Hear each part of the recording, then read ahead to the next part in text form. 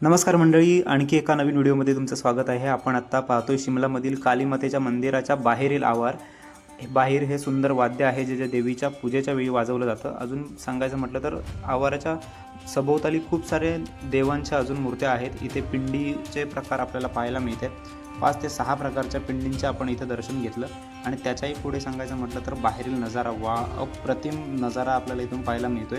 धुकंसुद्धा आपल्या लेवलला आलं, एवढ्या उंचीवरती आपण आलोय आणि विशेष सांगायचं म्हटलं तर गाड्या अगदी खेळण्यातल्या गाड्यांसारख्या दिसत आहेत। धक्क्यावरती उभा राहिल्यानंतर जो नजारा निसर्गाचा अनुभवायला मिळतो तो सुद्धा अप्रतिम आहे।